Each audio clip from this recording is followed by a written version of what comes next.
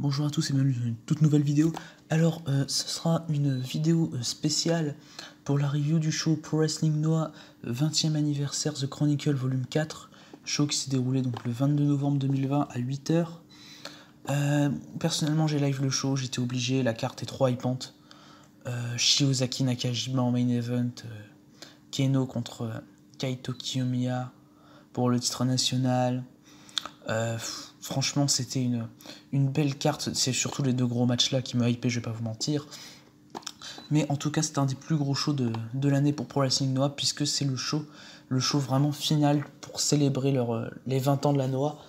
Et qui est marqué par l'achèvement d'une storyline qui a duré toute l'année avec Shiozaki, Nakajima, Kiyomiya, Keno, voilà. Tous ces 4 mecs-là, ça a duré toute l'année entre eux. Il y a eu tout de même quelque chose qui a bien aussi été pour les 20 ans de la Noah, c'est la défense de Shiozaki contre Akitoshi Saito au mois de juin. Mais en tout cas, voilà, c'est le dernier vraiment très très gros show pour l'année chez Noah. Et on commence tout de suite avec le premier match. Yasutaka Yano, Yoshiki Inamura, Kinya Okada et Junta Miyawaki ont affronté Mohamed Yone, Yohei, Seiki Yoshioka et Hajime Ohara dans un 8-man tag team match. C'est une victoire de Mohamed Yone, Hajime Ohara, Yohei et Seiki Yoshioka, avec Hajime Ohara qui fait une soumission sur Yasutaka Yano. Alors le match, j'ai mis 3,5, j'ai trouvé que c'était un opener très sympa entre les juniors. Seiki Yoshioka est excellent. Yohei, j'aime beaucoup son look, j'aime beaucoup son in-ring. Kinya Okada est vraiment très très bon chez les jeunes. Et Mohamed Yone, voilà, apporte un peu d'expérience à tout ça. J'ai trouvé le match très bien construit, pas trop long. J'ai trouvé ça très très cool, franchement très très cool à suivre, très bon opener, c'est du 3,5 pour moi. Victoire logique de l'équipe de Yone, Yohei, Yoshioka et Ohara. Et j'adorerais que Yoshioka ait prochainement un match de championnat junior, même s'il en a déjà eu un à l'époque où le champion junior était Kotaro Suzuki.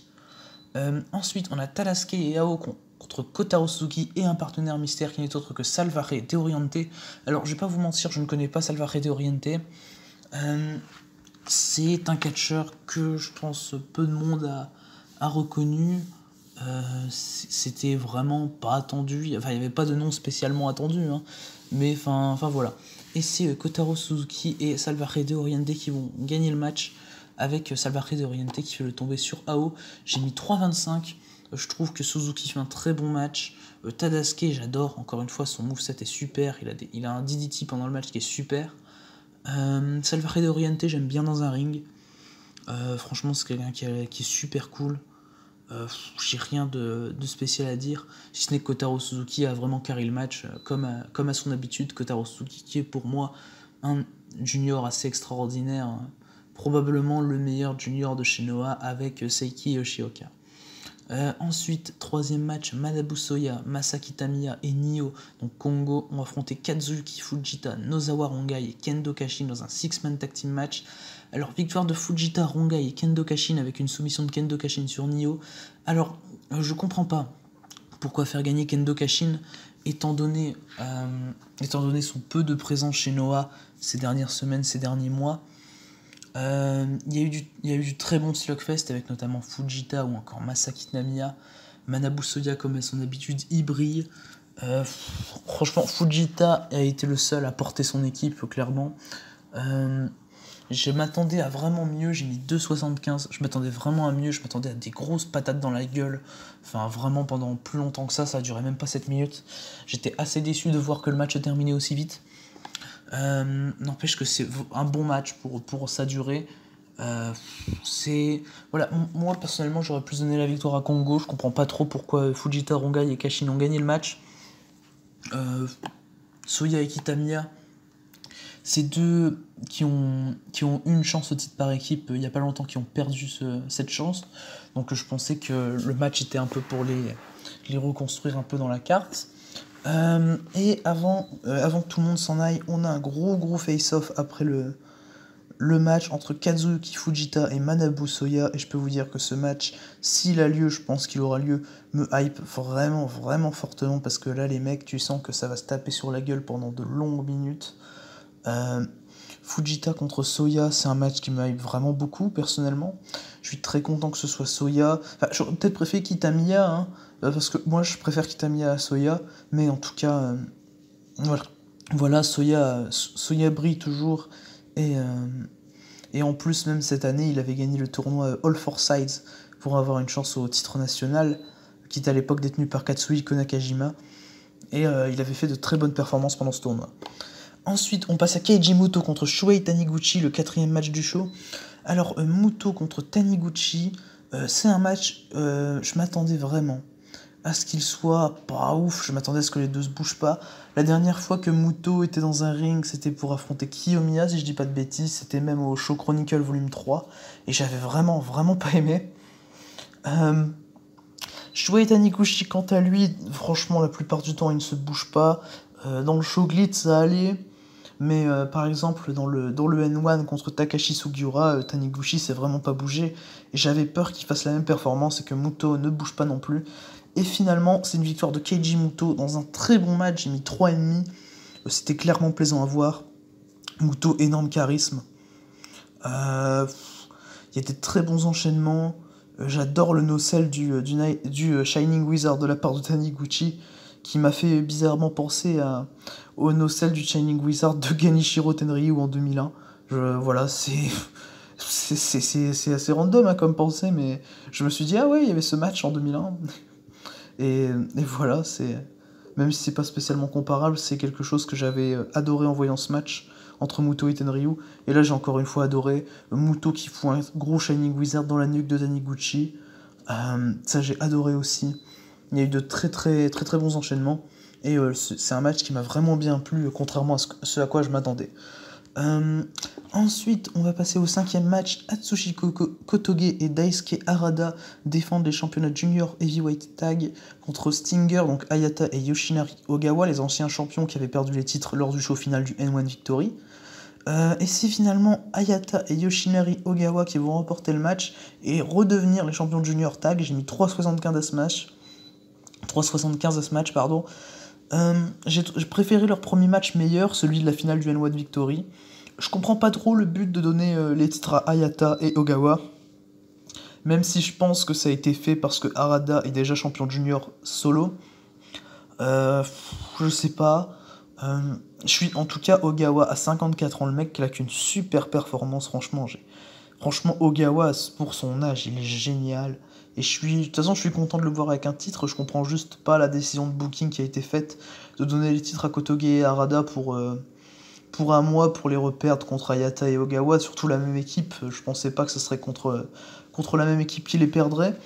Après, moi, de toute façon, Hayata, Yoshinari, Ogawa, c'est une équipe que j'aime beaucoup.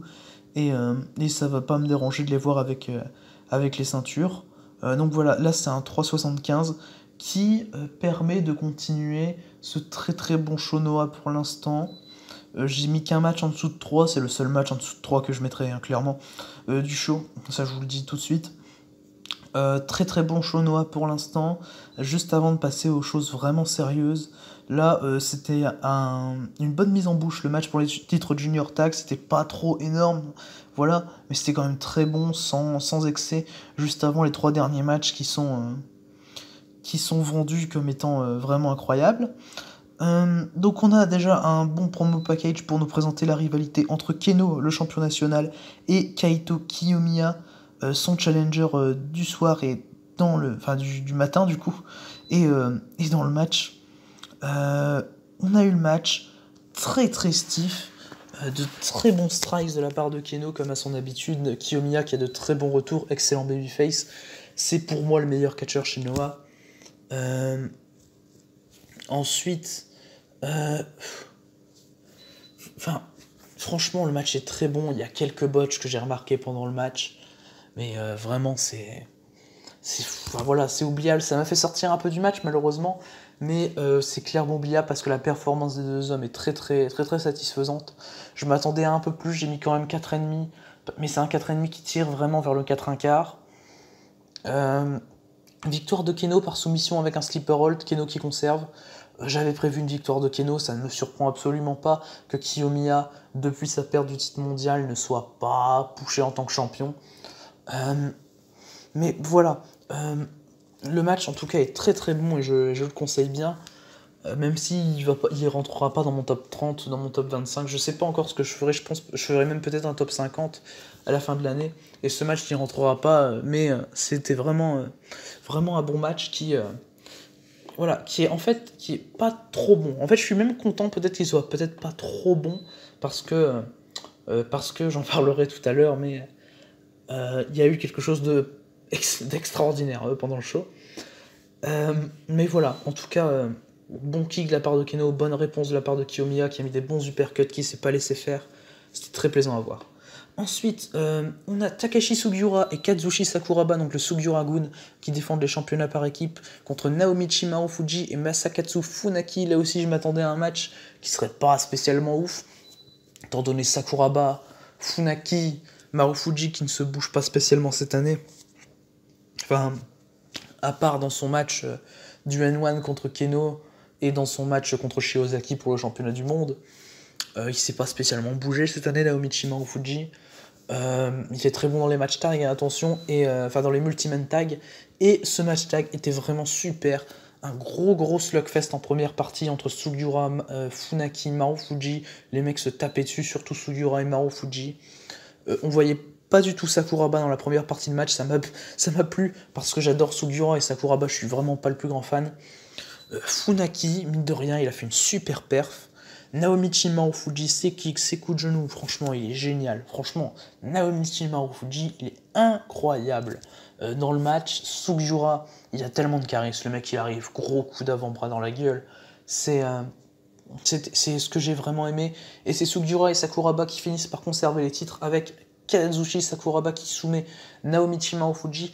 Je suis content que Sugiura et Sakuraba conservent, mais je suis pas content que c'est Marufuji qui prenne le pin et non Masakatsu Funaki, pour être honnête. Je pense que Marufuji a fait un très très gros match, et que même par rapport à d'habitude, je pense que c'est plus logique de faire pour que Funaki se fasse pin, étant donné qu'il apparaît très peu chez Pro Wrestling Noah. Donc voilà, victoire de Sugiura et de Sakuraba. Et on passe donc maintenant au main event. Et là, le promo package. Déjà, là, j'avais la hype. J'avais une grosse hype. J'avais pas la plus grosse hype non plus. J'étais plus hype, par exemple, par Eita contre Shun Skywalker dans le Dragon Gate Kobe Pro Wrestling Festival. Mais en tout cas, Shiozaki Nakajima, j'avais la grosse hype. C'était le show des 20e anniversaire. C'est une storyline dans laquelle j'étais bien investi. Depuis, surtout, la trahison de Katsuhiko Nakajima après le match de championnat tag perdu par les deux hommes à Kawasaki-Go contre Sugiura et Sakuraba. Le promo package est génial. Franchement, le promo package est insane. Déjà là, tu sens ta hype, tu regardes les entrées, ça commence vraiment à monter. Et Shiozaki contre Nakajima, le match commence enfin. Et ça a duré 42 minutes et c'était incroyable. Que dire de ce match ? Franchement, que dire quand c'est parfait, quoi. C'est les mecs commencent, se regardent pendant 6-7 minutes. T'as Shiozaki qui dit qu'il veut faire un Atemi, qu'il le fait pas, qui laisse Nakajima revenir. C'est même ce jeu-là, cet acting est insane. À un moment, t'as une souplex de Shiozaki sur Nakajima jusqu'à l'extérieur du ring depuis le tablier. Ce moment, il est insane. Tout ce qui se passe à l'extérieur du ring, c'est insane. T'as Nakajima qui détruit Shiozaki, vraiment, il le claque contre les barrières. À un moment, t'as Shiozaki qui veut revenir, il fait des Atemi, il se pète le bras contre le poteau en voulant faire un Atemi. Élément très important du match, puisque le selling de Shiozaki derrière est absolument insane. Mais vraiment, le selling de Shiozaki, waouh, c'est un des meilleurs sellings que j'ai vu de ma vie. Le mec galérait à faire des chops, vraiment, ses chops avaient aucun impact, hein. Franchement, ses chops avaient aucun impact, et c'était fait exprès parce qu'il était blessé à ce bras-là, et il n'arrivait pas, et Nakajima riait, Nakajima ne sentait rien, le heel work de Nakajima est insane. Shiozaki, à un moment, t'as un élément qui... Franchement, je pense que ça a peut-être été pris pour un botch par pas mal de monde, mais à un moment, t'as Nakajima, qui veut faire un avalanche Hurricane Rana depuis la troisième corde, et t'as Shiozaki qui l'attrape en powerbomb et qui arrive pas à le soutenir et les deux mecs tombent à l'extérieur du ring. Et j'ai trouvé ça mais incroyable. Le selling du bras de Go Shiozaki, c'est d'une perfection mais absolue. Et le heel work de Nakajima est fou. T'as un moment pendant le match, t'as 10 minutes. Alors 10 minutes où les mecs s'échangent. Atemi Shiozaki, kick de Nakajima. Atemi Shiozaki, kick de Nakajima. C'était incroyable. Et je vous dis, au bout de 25 minutes de match, j'étais déjà en train de pleurer clairement. C'est avec le Royal Rumble match, le retour de Edge. En soi, c'est le retour. Non, c'est pour une qualité de match. En tout cas, pour la qualité de match, c'est la seule fois que je pleure devant un match cette année, clairement. Le match est incroyable. En fait, c'est juste parfait. Les kicks de Nakajima, c'est des coups de fusil. Shiozaki, pendant tout le match, c'est une machine. Il continue à sceller son bras en foutant les Atemi. À un moment, il fait un Go Crusher qui est absolument magnifique, qui est en plus amené à la perfection. En fait, tout est parfait dans ce match. Et à un moment, t'as Go Shiozaki qui fait... En fait, clairement, l'histoire, c'est que Nakashima, en fait, veut devenir le visage de Noah. Il est jaloux de Shiozaki qui est l'héritier de Misawa, considéré également peut-être comme le nouveau Kobashi. Et t'as Shiozaki qui fait un moonsault, donc la prise de finition de Kenta Kobashi. T'as Shiozaki qui fait un moonsault et Nakajima qui se dégage à deux.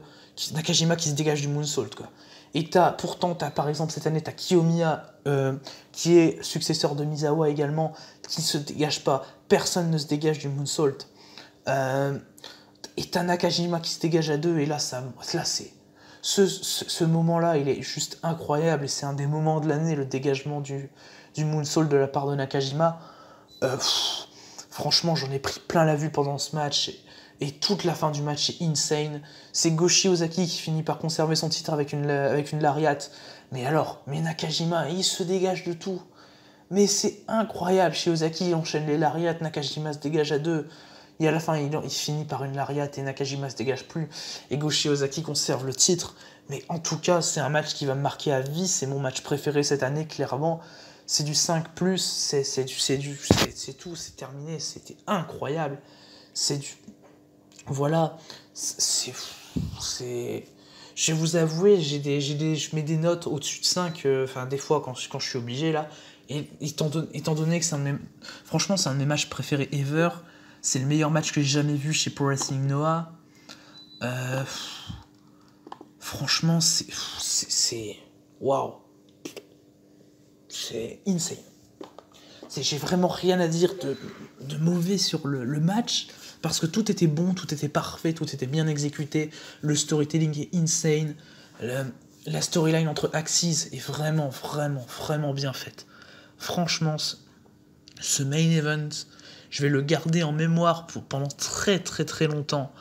Et je m'imaginais pas que Go Shiozaki contre Kaito Kiyomiya du 4 janvier n'allait pas rester mon match de l'année pendant toute l'année, et finalement si c'est Shiozaki contre Nakajima qui le dépasse, et faut quand même se demander quelque chose quand on voit que non seulement mes deux matchs préférés de l'année sont chez Noah, et non seulement mes deux matchs préférés de l'année comprennent Go Shiozaki, quoi. Tu sens clairement, pour moi Go Shiozaki de toute façon c'est le catcheur de l'année, clairement, et ce match n'en est que la preuve, quoi. Et même avant ce match je considérais Shiozaki comme le catcheur de l'année, donc faut pas se leurrer, voilà.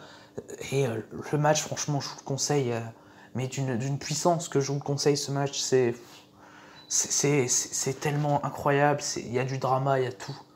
Et l'in-ring est insane, t'as l'impression que Shiozaki c'est une machine et Nakajima c'est un dieu dans le match, waouh, franchement, je m'en remets pas, franchement. Et donc après le match, on a un après-match avec Kazushi Sakuraba qui a l'air de challenger Keno pour le titre national, et Takashi Sugiura qui a l'air de challenger Go Shiozaki pour le titre mondial. Voilà donc les deux mecs qui ont conservé les titres tag.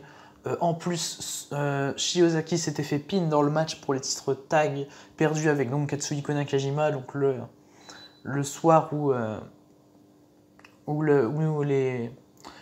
Nakajima trahit Shiozaki. Et voilà, et ensuite t'as Shiozaki qui clôt le show, qui fait une promo, qui célèbre sa victoire, et qui voilà, il dit je reste le visage de Noah, je reste l'icône de Pro Wrestling Noah, et Et voilà, et là je sors d'une claque immense. Je sors d'un show qui est pour moi l'un des meilleurs shows de l'année, surtout grâce au main event, je vais pas vous le cacher. Mais en tout cas, ce match était juste fabuleux à retenir dans l'histoire, clairement. Et j'ai absolument rien à dire de plus sur ce match parce que faut juste le voir, quoi. Faut juste le voir. C'est mon match de l'année, il restera mon match de l'année à 99,99%. Et donc voilà, c'est tout. C'est tout pour ce main event. J'ai beaucoup parlé de ce main event parce que j'avais beaucoup de choses à dire, parce qu'il y avait fait énormément de choses incroyables pendant ce main event. Et c'est donc fini pour cette review du show, c'est fini pour cette vidéo.